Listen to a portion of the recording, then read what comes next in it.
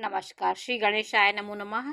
मेरे श्रोतागण, भगवान शिव को क्यों कहा जाता है कि भावी मेट सकहि त्रिपुरारी और मेटत अंक लिखे विदना की। भगवान शिव जी को ये शक्ति क्यों प्राप्त है?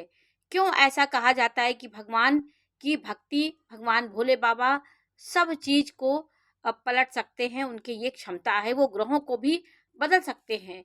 क्योंकि सारे ग्रह के रूप में उनका जो परिवार था, जो उनके पास जितनी शक्तियां रहती थी, सब उन ग्रहों के रूप में उनके सामने विद्यमान होती थी। सूर्य भगवान के तेज के रूप में, तेज का स्वरूप था।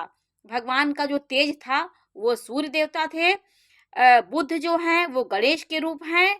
कार्तिक मंगल के रूप है, महापराक्रमी थे, महाज्ञानी, महाबली थे। और चंद्रमा, जो माथे पर उन्होंने चंद्रमा विराजमान किया है, वो चंद्रमा है। और केतु क्या है? वो नाग वंश का ही रूप है। राहु केतु जो है वो नाग वंश की एक रूप है। तो सारे ग्रह ही भोले बाबा के साथ विराजमान रहते हैं। इसलिए सारे ग्रहों का प्रभाव दोष नष्ट हो जाता है। हम शिव जी का आराधना करते हैं, उनके शिवाष्टक पढ़ते हैं। हम जब एक लोटा जल डालते हैं तो सारे ग्रहों का जो दोष होता है वो शांत होता है। शुक्र जो है वो माता पार्वती का स्वरूप है, शक्ति का स्वरूप है।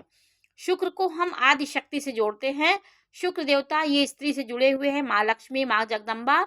इसलिए शुक्र की अशुभ स्थिति में हम माता दुर्गा की आराधना करने के लिए हमारे ज्योतिष लोग कहते हैं, क्योंकि जिससे जो शक्तियां जुड़ी हुई हैं उसी की आराधना करने के लिए ज्योतिष शास्त्र में कहा गया है। भगवान शिव के और शनि जो है वो भगवान शिव के शिष्य हैं। उन्होंने शनि से ही शिक्षा शिव जी से शिक्षा प्राप्त की थी। तो भगवान के शिष्य हैं शनि।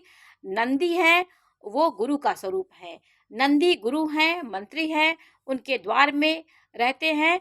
गुरु का रूप धारण करके नंदी ही उनके परिवार के रूप में द्वार पे पहरेदारी करते हैं।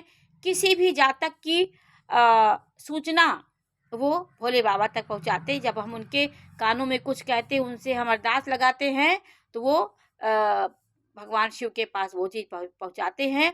क्योंकि नंदी के बिना हम स्पर्श किए, नंदी का बिना हम चरण स्पर्श किए भोले बाबा, हमें कोई बात उनके तक नहीं पहुंच सकती है। और राहु केतु नागवंश के रूप में थे। तो इसीलिए कहा जाता है कि मेटत अंक लिखे विधना के। जो विधि विधाता ने जो लिख दी है भोले बाबा, उसको भी टालने में सक्षम है। क्योंकि ये जो ग्रह हैं यही हमारा भाग्य लिखते हैं। ये ग्रह ही शिव जी के पास सब विद्यमान थे। इसीलिए